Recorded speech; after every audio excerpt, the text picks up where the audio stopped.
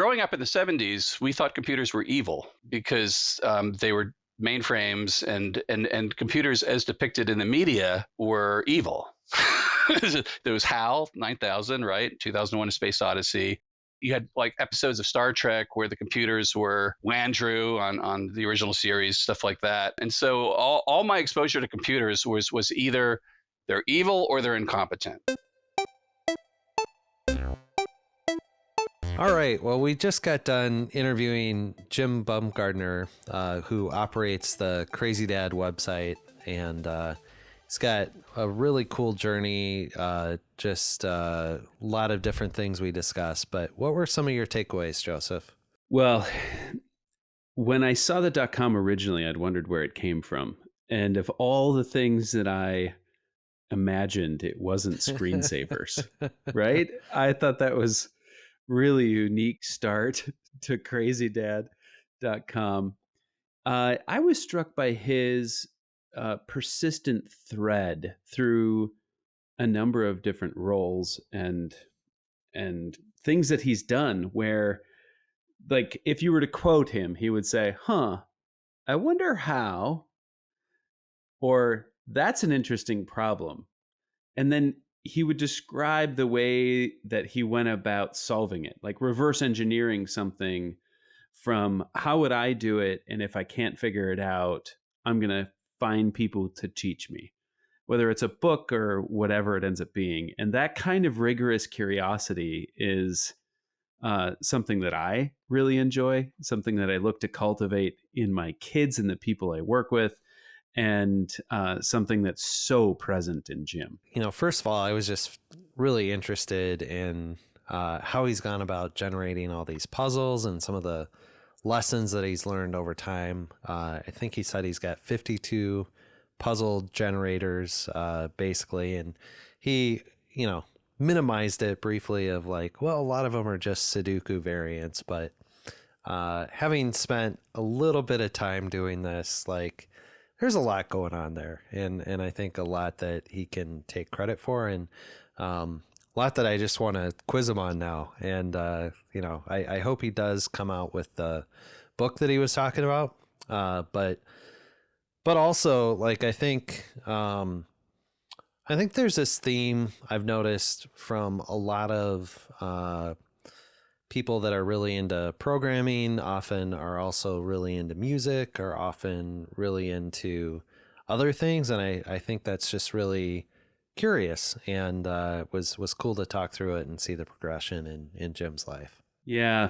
The similarity between like what he had as programmably created music and the notion of NFT art right now was fantastic to see. And I think you would like to query him more on monetization, which I think would be really fun conversation. I'd like to talk to him about Idaho, but that'll have to be another time. Today, we're thrilled to speak with Jim Bumgardner of KrazyDad. His site has many great games like Sudoku and Kakuro, and he currently works as a senior engineer at the California Office of Data and Innovation. Jim, we're thrilled you're here. Hi. Bumgardner, by the way, means ass farmer in German. Really? No, it does not. It means that used to be my opening joke when I was teaching. No, it means tree grower, orchard or orchards person. It's hilarious.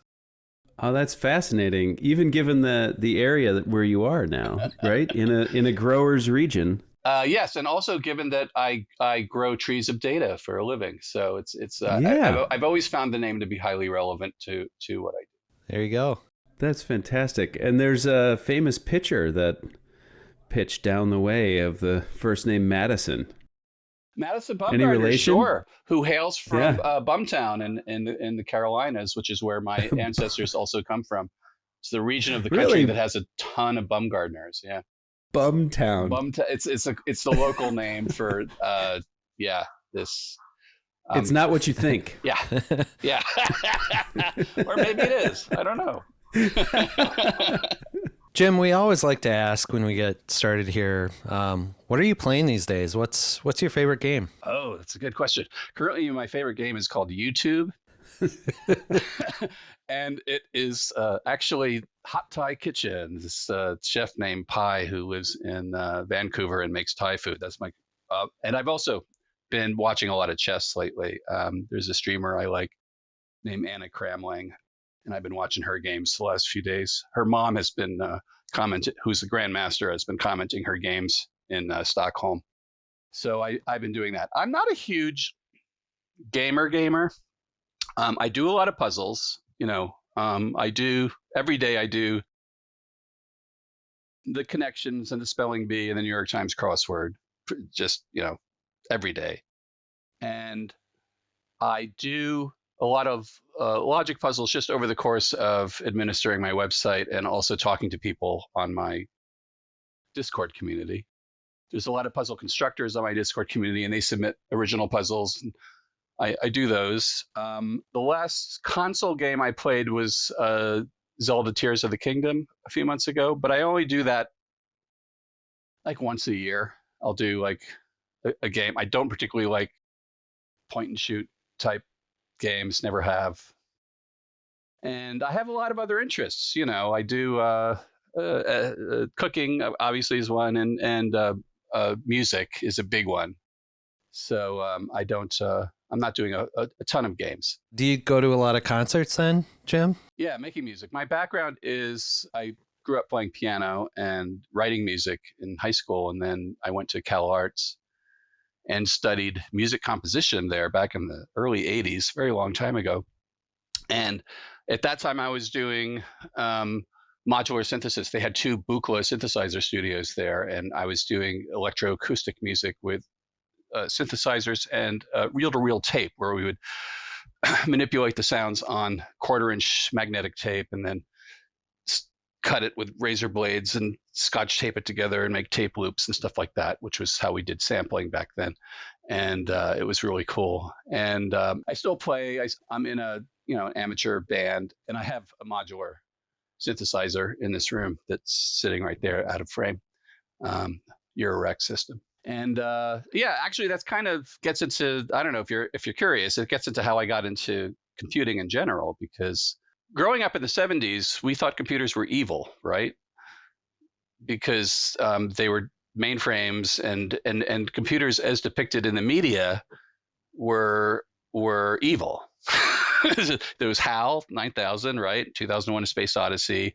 You had like episodes of Star Trek where the computers were Landru on the original series, stuff like that. And so all my exposure to computers was either they're evil or they're incompetent. They're causing too many zeros or too few zeros to appear on people's paychecks. And that was it. So I had a very low opinion of computers going into the 80s, which was basically the beginning of the late 70s, 80s, beginning of the personal computer revolution. But then I got really into this really technical thing, which was modular synthesis. And a modular synthesizer is basically an analog computer. And I developed some facility with that. And as a result of that, I got interested in using computers to create music. And that was sort of my way in. There was this composer, John Cage, who many of your listeners probably only know from one piece, which is 433, which is the piece where the musician does not play any music for 4 minutes. But he also did a lot of music that involved chance operations and what's called aleatoric music, where the decisions of the performer were controlled by chance rather than the choices of the composer. So there would be coins or dice involved, that kind of thing. He specifically liked to use the I Ching, which had a system of selecting a random number from 1 to 64. And you could do it with 3 pennies, or you could do it with yarrow stalks. And depending on which method you used, you got different statistics or different probabilities of getting different numbers. So I got interested in that and started working on a piece for synthesizer and tape that used a very large number of random numbers to make the piece. and I needed a way to produce them. I didn't know at the time you could buy books of random numbers, which was a thing back then. So I ended up buying like a little Timex Sinclair computer at Kmart, which is $100, and I wrote a little basic program that simulated the I Ching Yarrow-Stalk method and generated a ton of numbers and used it to make the piece, and that was how it all started. And at that point, I was hooked. And, right. yeah. And I just started doing more and more programming and less and less music.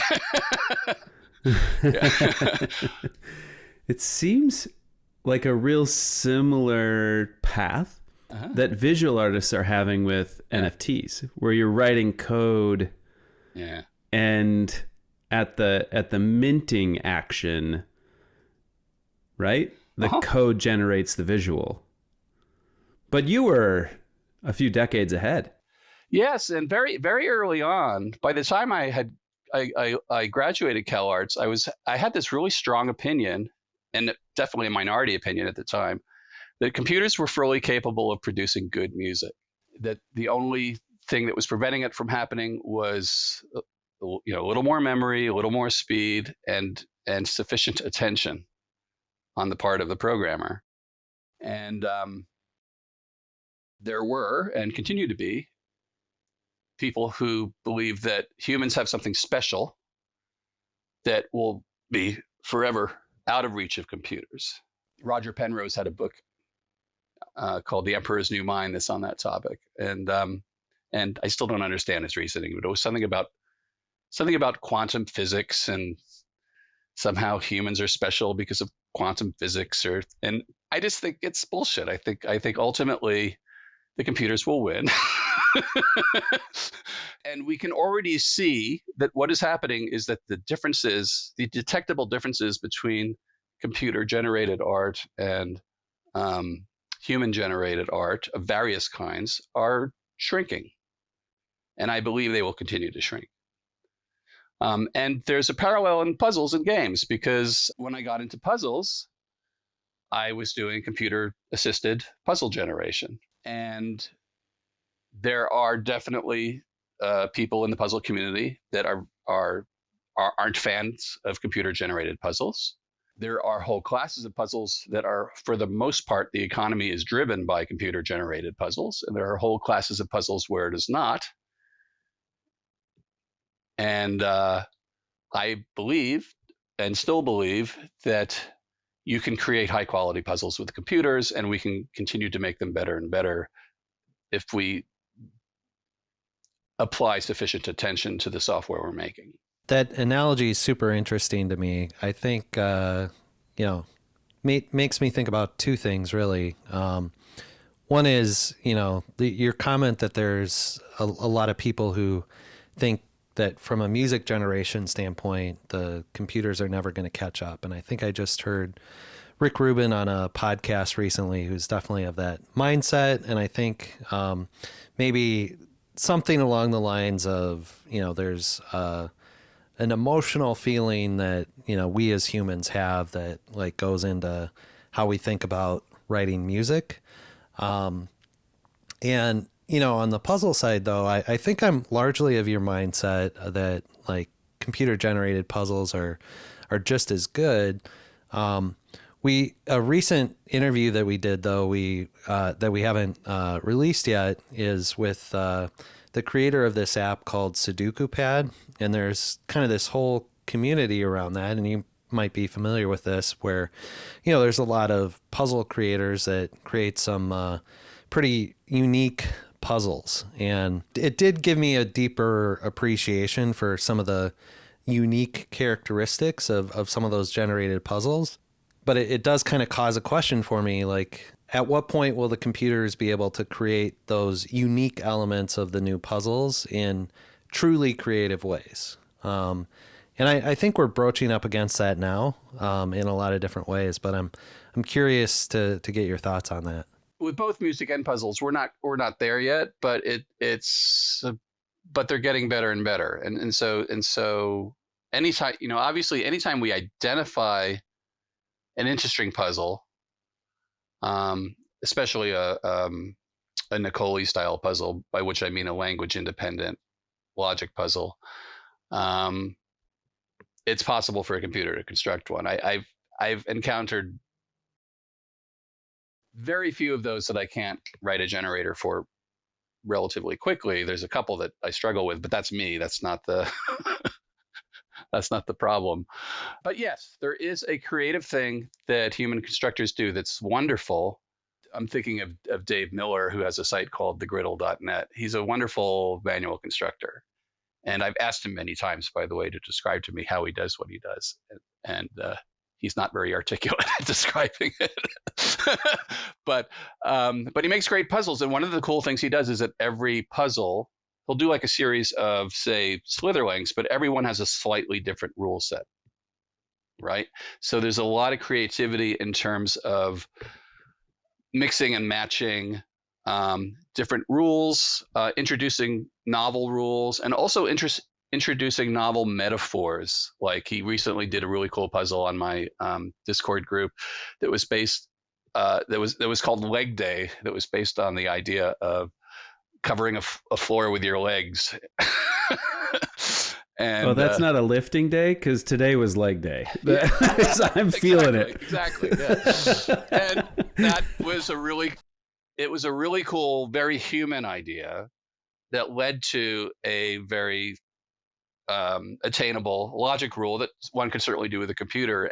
But you would today, using the techniques that I have traditionally used to construct logic puzzles,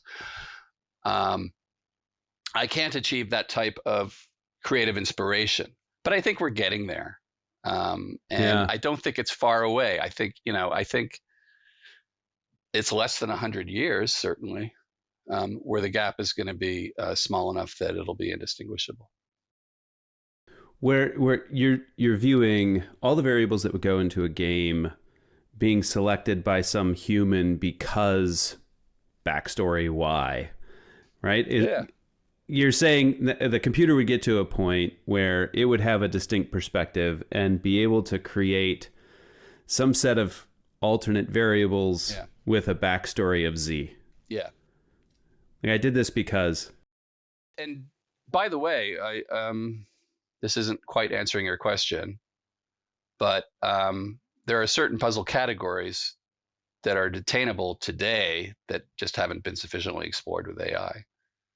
One of them is verbal logic puzzles, what we used to call logic puzzles, and some people still call logic puzzles, which is the kind that appear in like supermarket magazines that involve groups of things. Like there's 5 Girl Scouts and they had a baking contest and they had 5 flavors of cupcakes and they were each wearing different colored sweaters, and that puzzle, and you have to identify all the things. That puzzle already can be computer generated, but the only thing it's missing is word groups and scenario. But the word groups and the scenario today can be generated with AI. I know we're talking about doing some AI conversations at the end. Oh yeah, sorry. But no, it's really, it's like every conversation we had last year had NFTs in it, including the ones about wine. Right? Yeah. Not that it's bad at all, but I was going to grab us before we run there. Yeah, we can return to it. Absolutely. There's some more history to cover too. Yeah. Well, it just, as a complete flyer, I understand that you might be the mayor of the North Pole. Oh, yes. Can you tell us more about that? Did a computer help you get that done? Oh, of course. So this is a very funny story. So back in 2010, there used to be a thing that many of us remember called Foursquare. And I think Foursquare still exists, but it has a different name now. And it was Dennis Crowley's startup in New York. And it was an app. And I'm just telling this for all the Zoomers out there. We all remember it very well. So it was awesome. And it was awesome. Yeah. You would go to your local Starbucks and you would check in. And if you checked in the most, you would become the mayor of the Starbucks. So it was kind of gamified location tracking. And you could also, if you had friends, you could see where they had recently checked in. And if you were at if you were at a big arena concert, you could check in, and then you might see, oh my God, I know someone who's sitting up in the balcony over there or whatever. So it was very cool. And it was very cleverly designed and had a lot of fun features, badges. It was very highly gamified. So I was having breakfast with my wife one morning, and I was just kind of idly wondering, I wonder if I could make myself the mayor of the North Pole. And so I went home and I checked to see if there was a North Pole, and there was not a North Pole. But I saw that you could introduce new locations. So, and you could, and I figured out how the API worked, so I could do this programmatically. So I made a script where I could introduce a new location. And then I also found a way to introduce en masse locations that did not exist. For example, not a lot of people were checking into laundromats and dollar stores and things like that. So I used Yelp to find laundromats and dollar stores and created a database of those, and then introduced a bunch of laundromats and dollar stores into Foursquare. That will come back. So I checked into the North Pole and made myself the mayor. And then I was like, okay, well, can I check into the Taj Mahal? Yes, I can. Can I check into the Statue of Liberty? Yes, I can. So over the course of a couple of days, I just wrote a script that checked into all these world landmarks. And in like 2 days, I was the mayor of the Taj Mahal, Mount Rushmore, the Playboy Mansion, the Metropolitan Museum of Art, the Statue of Liberty, et cetera, which, by the way, I remember one of the employees at the Statue of Liberty was not happy about that. But anyway, because usually the mayors of those places were regular employees, but he wasn't checking in as frequently as I was. So, sorry. And then I made another bot that checked into. I found all the Starbucks, and I just started checking. I think it was an army. I called them Java monkeys, and they checked in because I couldn't do it with one account. So I made a bunch of them, and I checked into all the Starbucks on Foursquare and made myself the mayor of like 200 Starbucks, like not all of them, but a lot of them.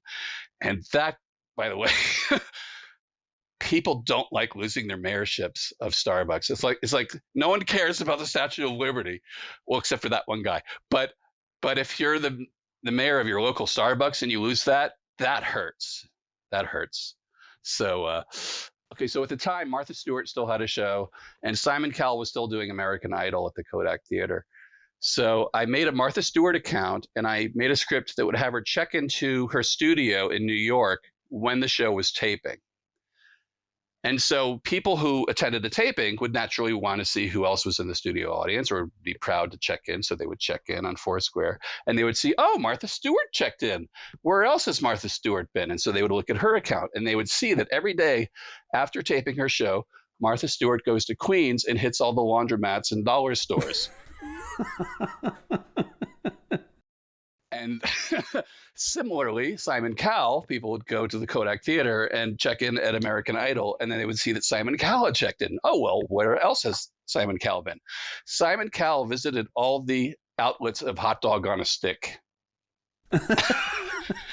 in Los Angeles, one by one, et cetera, et cetera. So I did this for about 2 weeks, and then I wrote a blog article about it, because basically pointing out some security issues that Foursquare might want to fix, because these are fixable things. Because if you have a single account and it's checking into the Taj Mahal, and then 30 seconds later it's checking into Mount Rushmore, that indicates that the person is traveling faster than the speed of sound, significantly faster than the speed of sound, right? So that can be detected, and should be detected, in my opinion, and flagged. So, and it also created some interesting problems, because the problem with apps like Foursquare is that we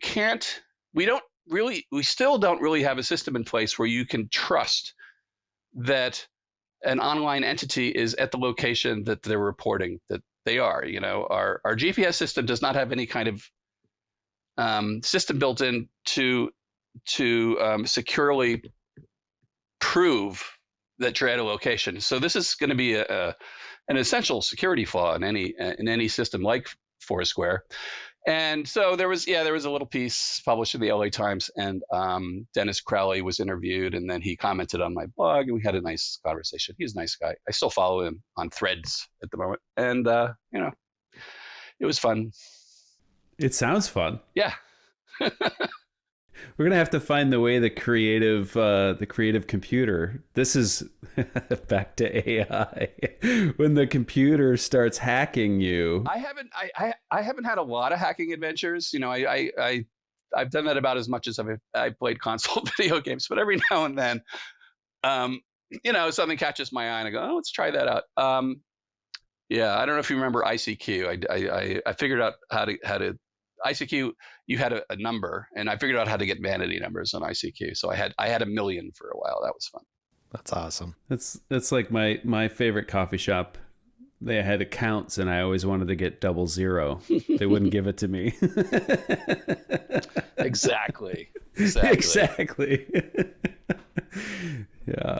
One thing that all my juvenile hacking experiences, by juvenile I mean when I was in my 40s, have done is made me very conscious of the kinds of abuse that my puzzle website might get. And I've been, I think, pretty good about keeping it, protecting it from various kinds of chicanery. Yeah. Nice. That I might do. Yeah. There's a MasterCard commercial out right now that shows how their technology is protecting Major League Baseball all-star voting from being gamed by bots.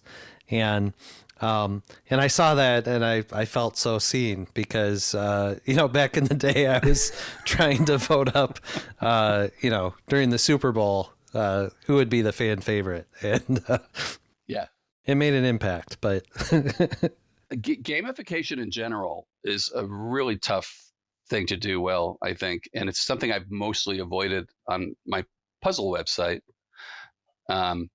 because of exactly this kind of problem. On the sites I've seen that do it, if the site is just remotely popular, it's very clear that it's being abused in some way. That, especially if there's a top 10. You solved it in 1 second? Oh my gosh! Wow. Yeah, how did you do that? Right. Actually, I was talking to Bob Fuhrer the other day. I enjoyed hearing him on your podcast. That was a great episode, and we were talking about that. And he told me this wonderful story about how they were working on the online KenKen, and they were building an anti-cheating mechanism that would detect that understood the sort of logical way to solve the puzzle and would detect when people made logical leaps that were suspicious. And they were midway through doing this when he attended I'm probably telling this wrong, but when they attended a KenKen championship and he saw a championship solver, and what the solver did was she looked at the puzzle for a couple minutes and then just wrote down all the numbers in order. Wow. She had solved it completely in her head. Wow. That's the problem is it's so hard to, really accurately, I think, detect certain kinds of abuse in systems like that. So my solution has been to not gamify the site for the most part. I offer year elapsed time. You can gamify yourself, but I worry about doing things like leaderboards. Yeah, no, that's interesting. It's certainly something we're thinking about, and that's always in the back of my mind of what do you do about that. But I think talking about crazy AI. We'll talk about AI later, Joseph. Talking about KrazyDad. Talking about KrazyDad. Yeah. So it looks like you started the site maybe in the mid 2000s, and maybe for a lot of interesting reasons, but would love to hear your take on that. What led to you starting the site, and tell us more about it. It seems kind of inevitable I would have started the site because of the way I got started in computing was through music, and all the joy I was getting out of programming and continue to get was from recreational programming. of which I include music, and basically programming for things that you enjoy. And for me, that was puzzles and math games and graphics and things like that. I remember in the 80s, I was a big fan of the columnist at Scientific American that took over for Martin Gardner, A.K. Dudney, had an article called Computer Recreations that took over. I think Gardner's article was Mathematical Recreations, and it was basically a recreational programming column. It was great, and I remember doing all those things. And then also, I would be interested in software that I couldn't intuitively figure out how to make. So, so in the 80s, when I was teaching myself C, the C language, I would try to make popular apps of the era. So I made, modem communication software. I made a spreadsheet. I made a word processor, and all those things. And then every few years, I would see something, and I would say to myself, how do you do that? How does that even work? Like how does the program, how does the computer chess program make a move? That seems just not intuitive to me at all. I don't know how I would do that with conventional programming techniques. So then I would get interested in that and buy some books on the topic and figure it out. And so I wrote computer chess software. So this exactly the same thing happened with Sudoku in 2004, 2005. I think it was early 2005 that the Sudoku craze kind of hit the States. It had already been going big in Britain for a year or two, and where it had come from Japan. And I think so when it hit the States, I think the LA Times started running one, and I'm in LA, and I got very interested. And I was like, how would I write a program to make one of these? That's an interesting problem. And there was, at that point, the internet existed. And there was tons of information online about how to do it. And there was an active community of people trying to do them, trying to make hard ones, analyzing them mathematically. And I participated in that community. And probably like you with Kakuro. And so at some point, I had a puzzle generator. And I made my puzzle generator output PDF files so I could print them out and solve them with a pencil. That's how I like to do it. And then I had several thousand PDF files, and I didn't know what to do with them. And I also had a website called KrazyDad that was for selling screensavers. And that business was very small and not that fun because of the customer support aspect of it. So I was like, okay, let's put the puzzles on the KrazyDad site, see what happens. And they very rapidly kind of took over, and the screensavers took a back seat. And in a few years, and probably within 5 years, there were no more screensavers on the site, and it was all puzzles. That's awesome. I love it. Were all of the puzzles for a long period of time, were they all PDF, or did interactive players come into the mix early on? Or yeah, when I started, they were all PDFs. Actually, one of the good things I've done is I've maintained a history of the site. I'm going to very quickly. Okay, there we go. The interactives, I didn't start promoting interactives until 2014. So from 2005 to 2014, it was print only. And then there's just kind of a few major milestones for the site. So one was when I introduced the interactives. One was, when did the interactives start? Did usage of the interactives start to outpace usage of the printables? It's still quite close, by the way. Actually, let me see where it is today. I have my own stats that on the site, so I can just see real time how things are doing. And which is just based on trawling my weblogs. And at the moment, interactive is 52%, printables 47% as of today. So, and it's been that way for quite a while. But I think it started to, so it's only just a little bit more, but it didn't cross, they didn't cross until about around the time of the pandemic. The reason I added the interactives was because I could see that the audience was changing. The puzzle audience is kind of an interesting beast. And when I started and I was doing only printables, I would say that my average user was probably in their mid 40s and was interested in brain health, or had an aging parent and they were printing the puzzles for their parents.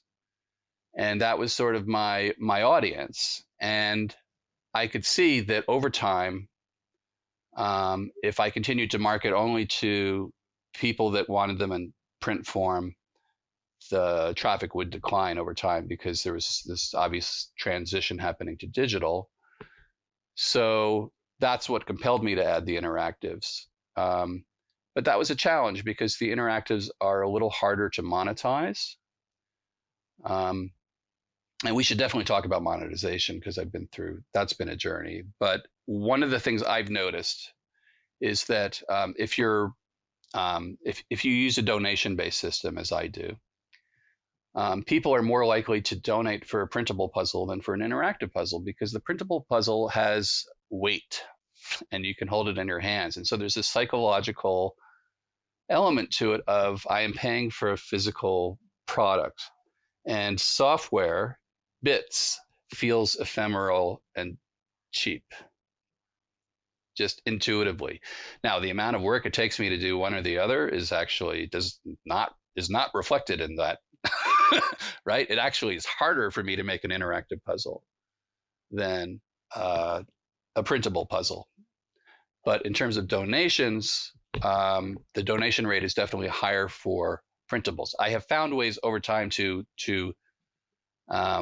increase the donation rate for interactives, and I've done a lot of bucket testing, trying out different things, and I'm very much a believer in empirical evidence. I don't just try things out and leaving them without measuring the result.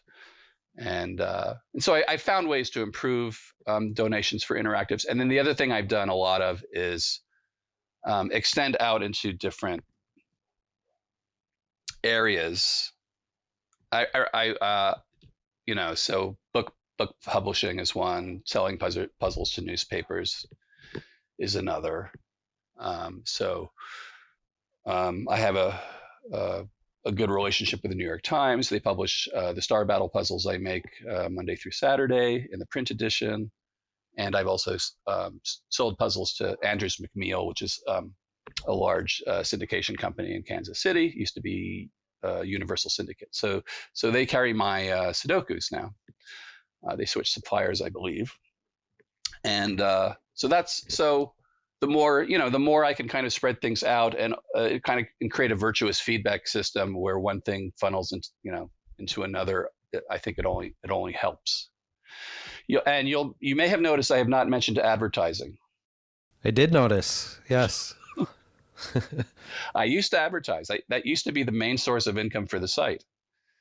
And that went through a journey, because when I started advertising, and this was in the early 2000s, Google was still in their don't be evil phase.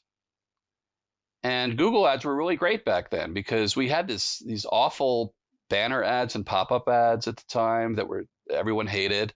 And Google came along and said, hey, we're going to give you this nice little panel on the side. It's all text. It'll be highly relevant to the site you're on. It's not going to just be selling you Viagra. And it's great. And I was like, yeah, I'll put one of those on the site. And it was great. They paid really well. The ads weren't super intrusive. And then over time, Google became the thing that they were originally proposing to not be. And that became problematic. So the income from the ads plummeted over time. The relevancy of the ads became problematic. And also, the site was targeted by bad actors so for example, and I think this was a problem at that time, this is say around 2012 through 2018, any site that had PDF downloads, if you ran Google ads, you would get these ads that had a big green download button on it. And you would go to the page to get the PDF, and you'd see this bit, and you're imagine you're a 70-year-old person who's working on your brain health. It's very confusing. You see a big green download button, you hit it, and then you get some, browser plugin that installs some malware on your computer, and it was nasty. And so that became increasingly problematic. And what I was finding was, as I got better at asking for donations, the donation money was going up and the advertising money was going down. And so I eventually just said, yeah, let's just stop advertising altogether. It'll eliminate the headaches. So I did. And that was around 5 or 6 years ago. I got rid of the Google ads. There was an improvement in the site experience. It was immense. It just looked and felt great to not have pages cluttered with ads. I was able to mention that the site was ad-free in my donation please. So the donations picked up to cover the loss in ad revenue. So in terms of income, I would say it was probably a net zero, but I much prefer it this way for both my mental health and the experience of my users. It's not for everybody, obviously, but that's how I prefer to operate now. Several times a week, I get unsolicited emails from advertising companies that want to help me monetize my website, and they all go in the trash. Or I'll occasionally, if I'm feeling spicy, I'll send them a little rant, and then it goes in the trash. But yeah. I'm just curious, hearing kind of what your main frustrations were with the evolution, if you will, of the ad ecosystem. Have you A/B tested since then, or tried to work with any providers that, might be able to restrict ads? Or not since then.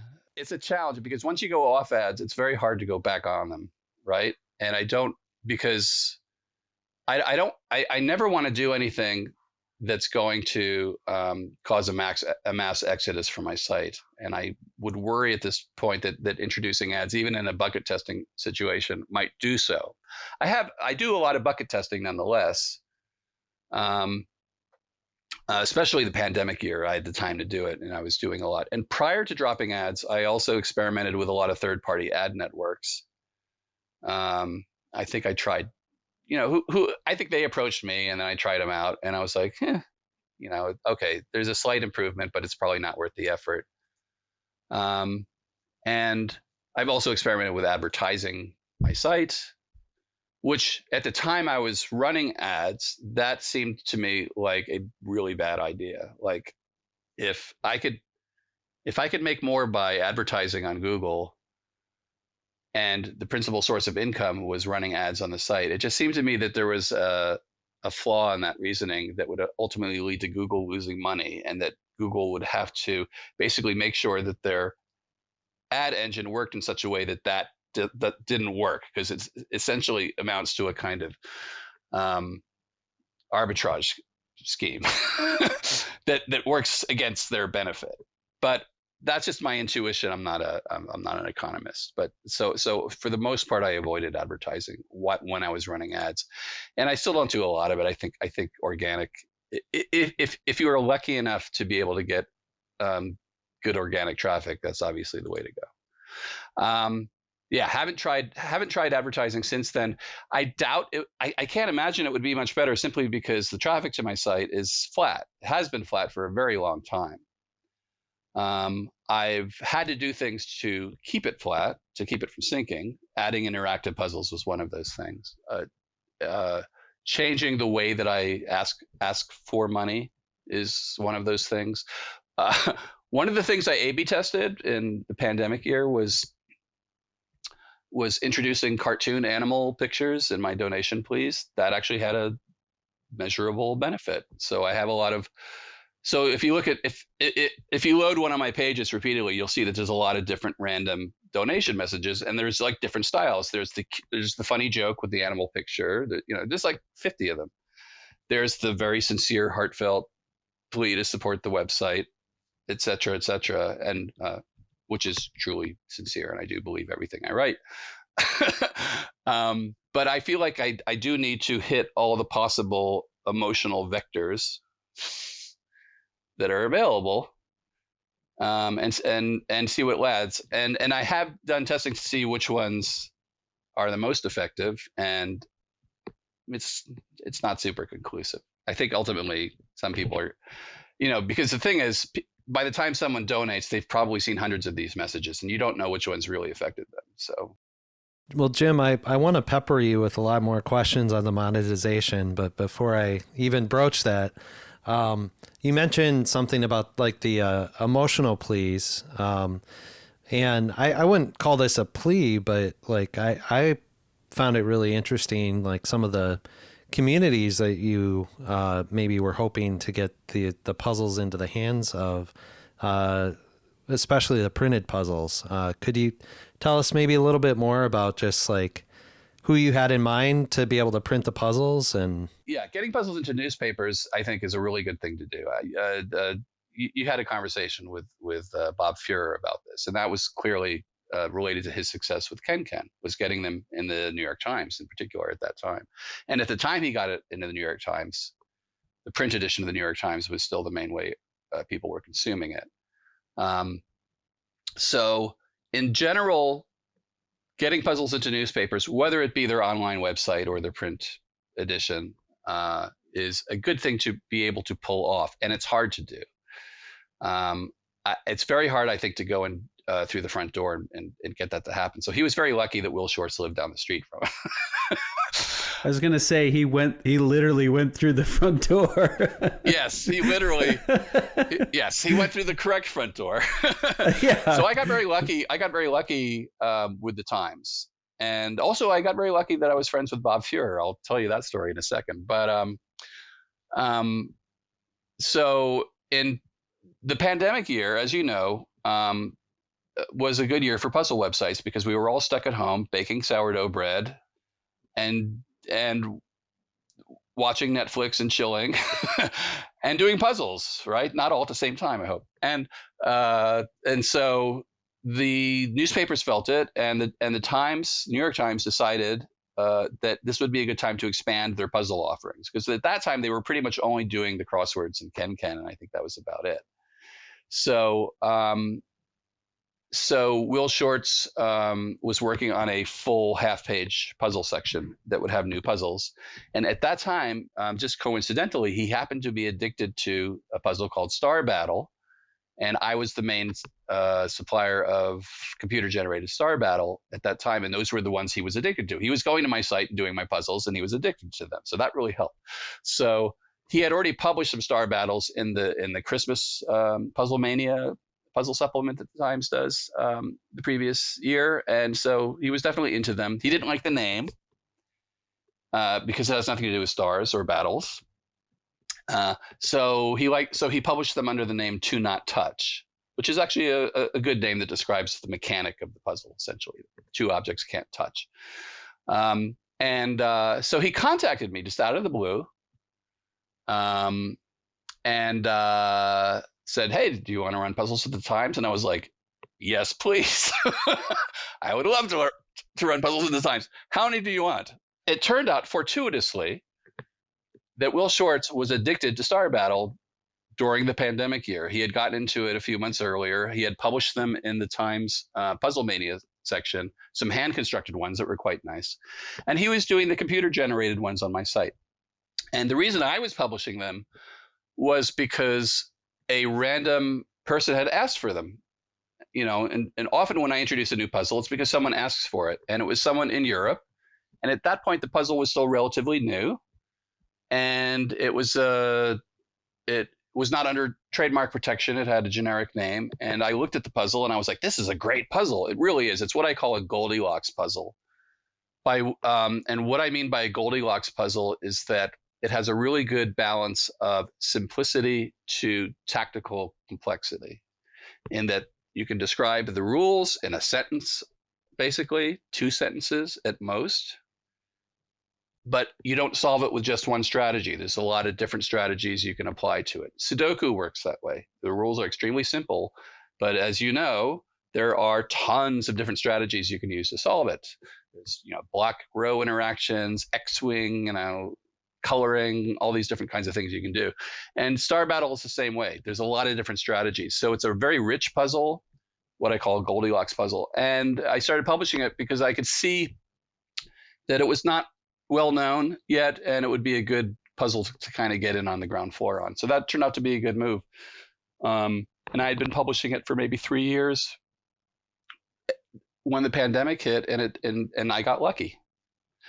So the Times is still publishing them in the print edition, and that has been very good for the site. And it is now on most days it is the most popular puzzle on the site, and that's interesting because prior to the pandemic, the most popular puzzle on my site by far was Sudoku. But now Star Battle and Sudoku, I would say it's just Star Battle has a slight edge over Sudoku on my site. That's fascinating. So can you tell us how you met Bob Fuhrer? I'm curious to dive into your increased monetization a little bit more and kind of the donation model. My initial interaction with him was pretty funny, which was I started publishing I was aware of KenKen, and I was like, oh, I've got to get some of these on my site. And so I started publishing a KenKen-like puzzle, and I called them Kennies. And I would say within a week and a half, I mean, very quickly, I got an email from Bob Fuhrer, or maybe Bob Fuhrer's lawyer, that said, look, we got a trademark on this. Are you sure you want to be using this name? KenKen, maybe you could use a different name. And I was like, no problem, Bob. And I changed the name to Inkies, which does not have the word Ken in it. And they're published as Inkies to this day. And I'm just going to do a quick Google search for KenKen. I'm curious about this. Okay. So if you Google KenKen today, just KenKen, if you Google printable KenKen, it might be different. But if you Google KenKen, you get Bob Fuhrer's site. You get Play KenKen, which is a USA Today site. You get the Wikipedia article on KenKen. And then you get KrazyDad. So I got in early enough, I guess. I was lucky enough to get into those that I still get a lot of people solving them. And I think the reason why it's as highly ranked as it is simply because I'm giving them away, which is the case with all my puzzles. A few years later, I'm a member of this organization in LA called Spec LA, which is sort of a salon that meets monthly, and it's a bunch of makers and nerds and artists and creative people, and we meet and we do demos for each other. It's very loosely modeled after the Royal Society. So one of our members knew Bob and invited him to demo, and so I was like, great, hey. Hi, Bob. I'm Jim. Remember when I used the name Kenny's and you sent me a cease and desist? And I tried to be very friendly, and he's a great guy. So we hit it off, and so I've kept in touch with him over the years. And by the way, I very much enjoy hearing from other puzzle constructors and talking to puzzle constructors. There's a lot of them on my on the KrazyDad Discord, and it's a good place to talk about puzzle construction. And I'm not shy about sharing algorithms and things like that. I don't think I don't believe it hurts me to be to not. I don't think being secretive is a benefit. I think ultimately it hurts everyone. Holding those kinds of secrets. So I enjoy talking to Bob, and he's an amazing resource. He's been in the toy industry forever, and he has a lot of great contacts, and it's very fruitful to talk to him. And so the pandemic year, I made a point of, because I had free time, of just reaching out to all my puzzle contacts and checking in on them and seeing how they're doing. And then so I had a conversation with Bob right after I had a conversation with Will Shortz. And I mentioned I'd like to get in more papers. And then a few days later, I got an email from Bob. Hey, I was over at Will Shortz's house, and we were having dinner with the CEO of Andrews McMeel, and we were playing ping pong with Will and talking about you. Were your ears burning? So that was great. And so it ultimately led to a really nice relationship with Andrews McMeel and supplying Sudoku puzzles to them. So So the moral of the story, if you are a person who is a puzzle purveyor, is reach out to other puzzle purveyors. They are not just your competition. For sure. From cease and desist to syndicated. Yes. There it is. That's how that works. The trick is don't be an asshole. Yeah. Ultimately, that will carry you a long way, obviously. Yeah, I assume that's true for a lot of different industries. In the last industry I was in, super friendly with all my competitors except for one, and it's because they were assholes, as you say. Yeah, it happens. There's a few that I've reached out to that are just don't want to engage at all, and that's okay. I respect that. And then you've got some patents that are also US and or EU, and the patents are from when I worked in the interactive TV industry, which was I did for quite a few years in the 90s and early 2000s, on and off. I had a brief but significant experience where I left that company and co-founded a .com called The Palace, which was an early avatar chat system, and that eventually was a victim of the .com bust. And then I went back into interactive TV. So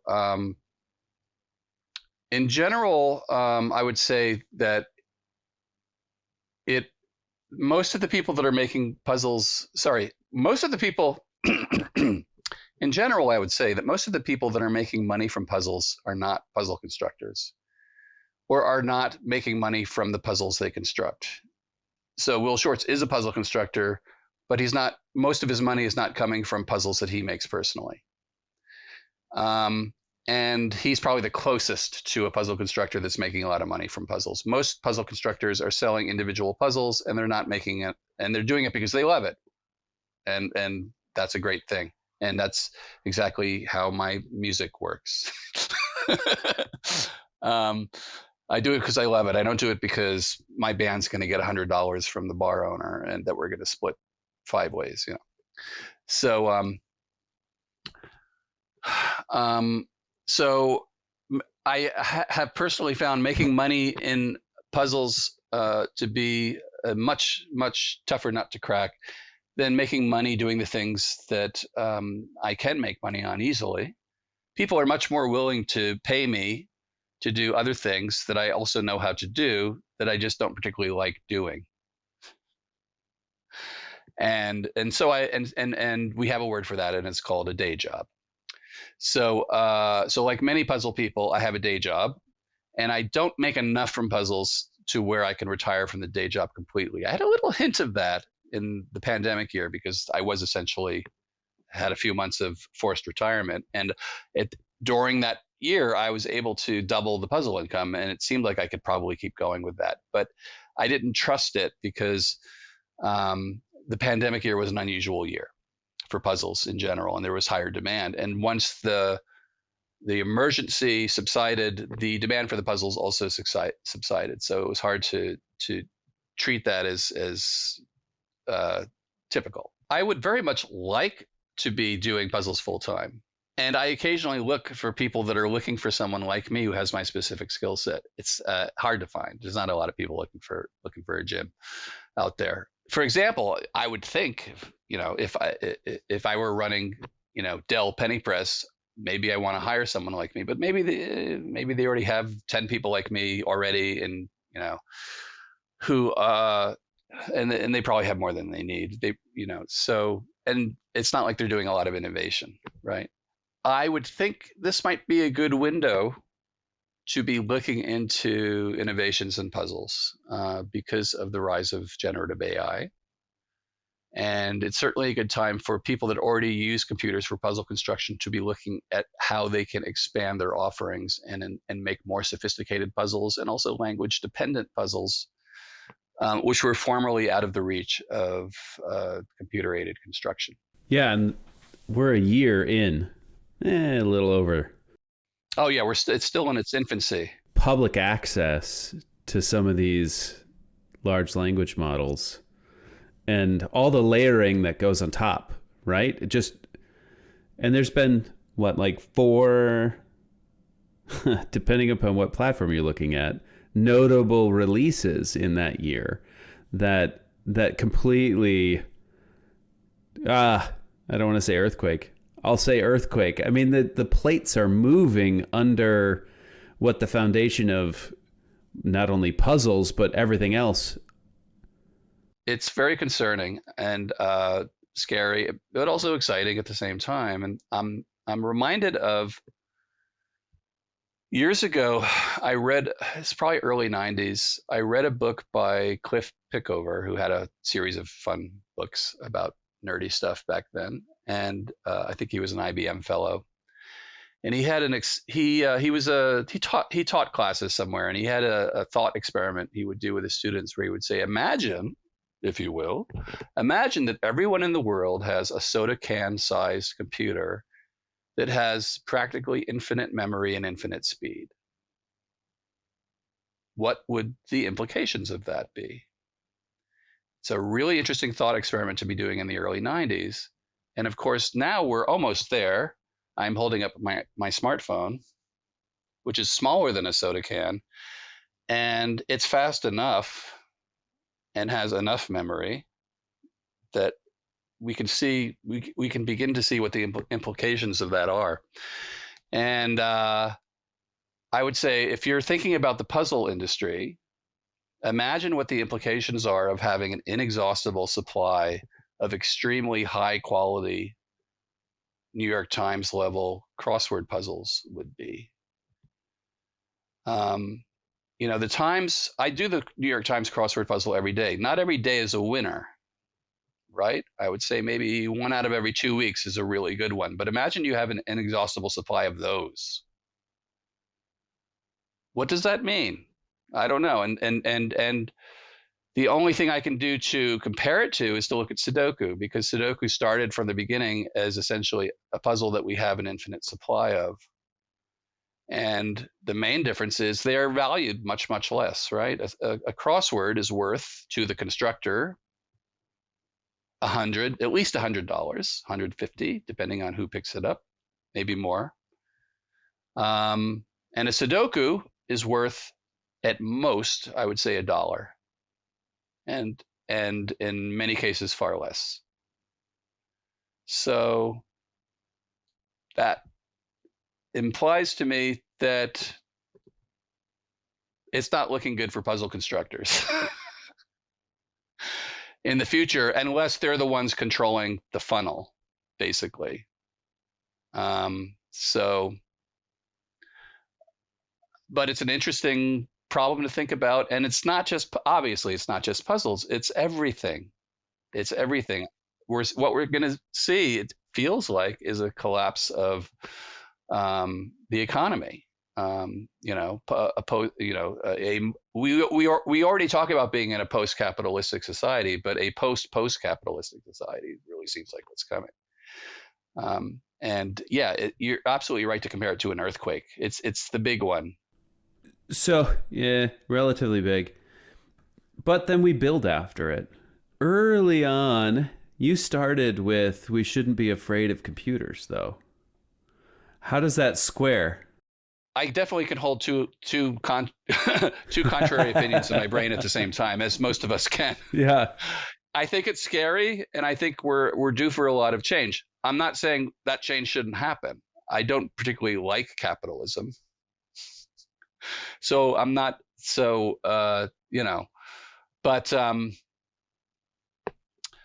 but it causes a lot of feelings in me.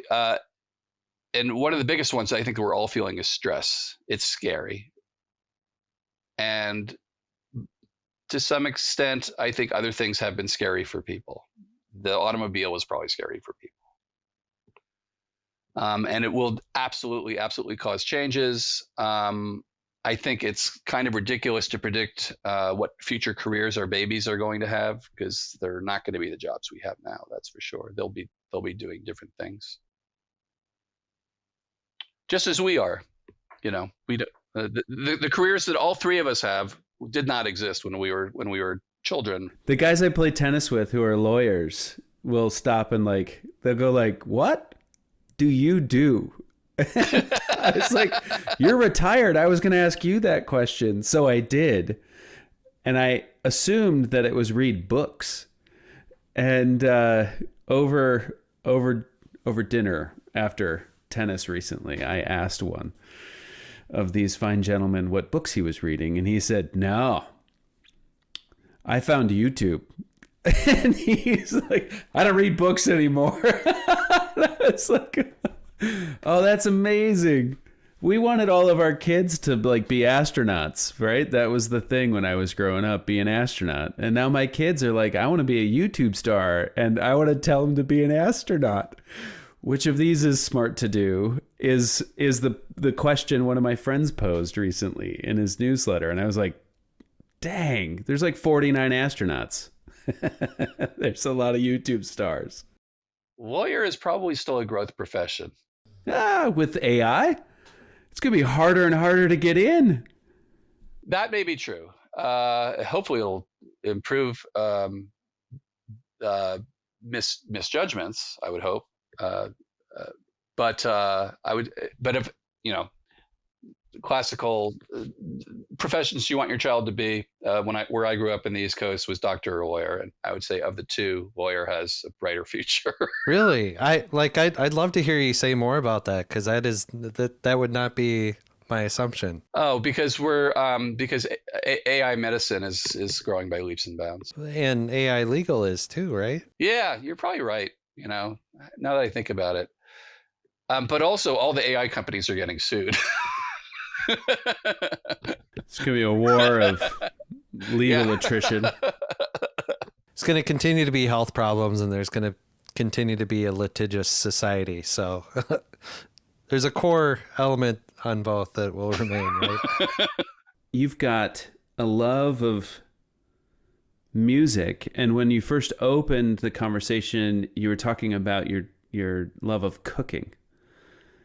Yeah. And so I was wondering if you would suggest some recipe we should all at least consider, and a piece of music or a few pieces of music we should listen to while cooking this new recipe. Well, this just happens to be in the front of my mind because I made it, but I would highly recommend the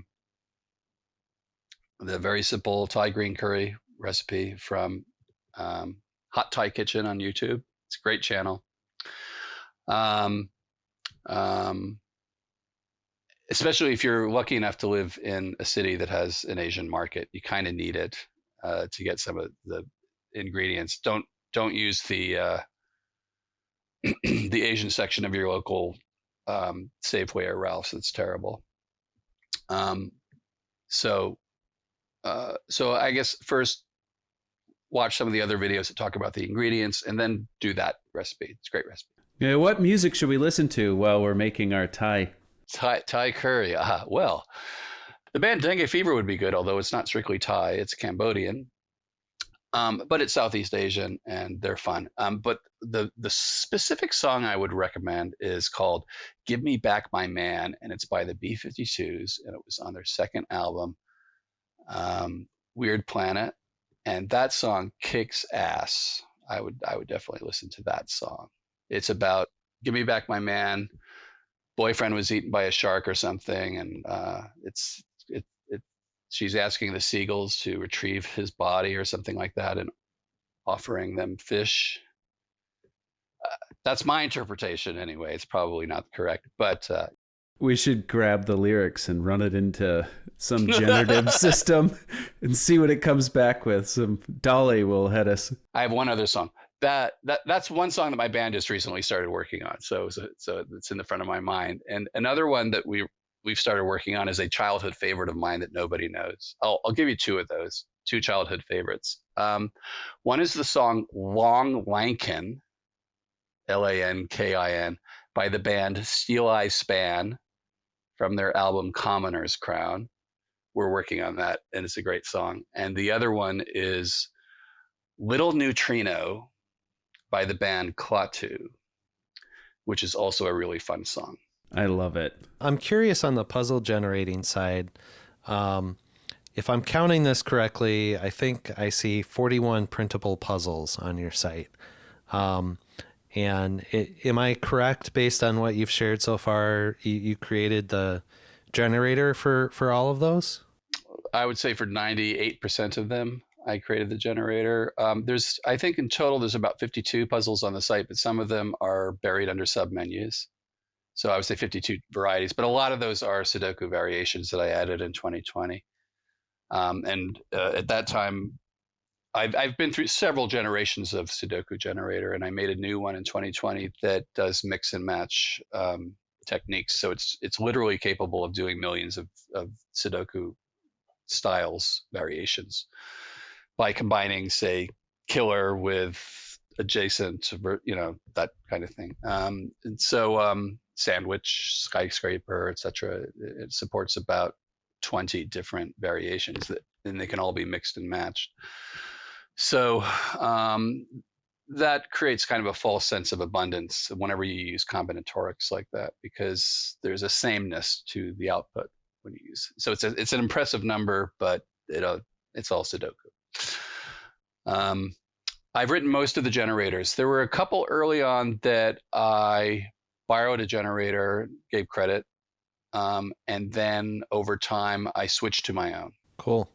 As somebody who's only written 2 myself, 52 sounds like a lot. Which one of these excites you the most and or was most challenging to create?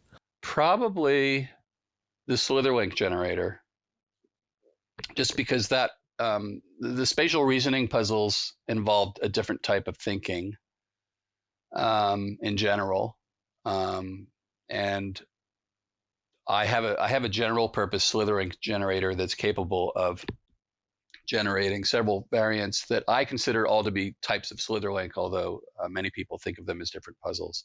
So it also does Mazu. It does cow and cactus, or corral, also called corral puzzles, and it does Area 51, which was an invention of Dave Miller, and who constructs them by hand. So that was a challenging one, especially I initially wrote it in processing, and it was kind of slow, and then I ended up going back to C for that one. I don't usually write my constructors in C, but if I'm having performance issues, I will. You're right. I've done a lot of constructors, and I've also been preparing very slowly a book on puzzle construction in Python. That's fantastic. Because there's really not enough information out there for new constructors. There's a lot of information. If you Google it, there's a lot of people offering puzzle construction code. They're often computer science students, and it's usually not particularly well developed, and it's often brute forced. And it's very easy to make a brute force solver for puzzles, but you don't actually want to use that for puzzles that are intended for human consumption.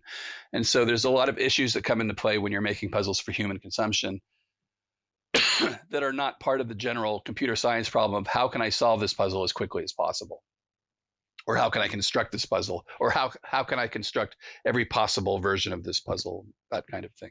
It's a different problem. Where's the donation link for the book that you're writing? It's got to be somewhere. No, there isn't. Let's get a Kickstarter let going. us know when it's up.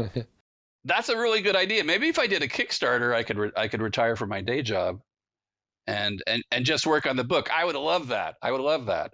But I've had several different thoughts about how I might do this, because I don't know if a single book is necessarily the best model. It might be better to do something more akin to a blog, or do something on Medium where it's essentially a series of monographs that eventually get assembled into a book, and then I monetize each chapter essentially, and then eventually the book is basically a collection of all those. That would probably be more effective and also more in line with the way I like to work. But I have a lot to say about puzzle construction for sure, and also specifically the different styles of constructors, human style logic versus have air quotes around that versus brute force and off the shelf solvers like SAP solvers. And I've done all of that stuff and done a lot of analysis of which are better in which situations. I often have puzzle construction systems that use both. So you might use a quick one to just to determine that a puzzle is valid, and then a slower one, more subtle one, to determine the difficulty of the puzzle. And yeah, I have a lot to say. And also, I've been fascinated by random number generation and the molding of random numbers to create desirable outcomes for a very long time. And that's a big part of puzzle construction for sure. We got my son the first Million Digits of Pi book for Christmas. He opened it and his face went ballistic. He was so excited. So when you were sharing your interest in random numbers, I was like, oh. Yeah, that's basically a book with a giant random number in it. And yeah, I hope he reads Contact by Carl Sagan, because there's a lovely thematic element running through the book about the digits of pi. And it ends on a pattern found in the digits of pi that was inserted by the aliens. Yeah. Sorry, spoiler alert. Didn't read the book. And it's not in the movie, by the way. It's only in the book. So you got to read the book. Got to read the book. Got it. Yeah. Have you heard this thing, YouTube? We don't read books anymore. Well, I watch a lot of YouTube. Well, Jim, to echo what Joseph said, this has been a delight. Really appreciate you being so open, sharing your time with us and your journey, and it's just awesome. So thank you. Thank you for sharing today. It was really a pleasure. Love talking to you guys.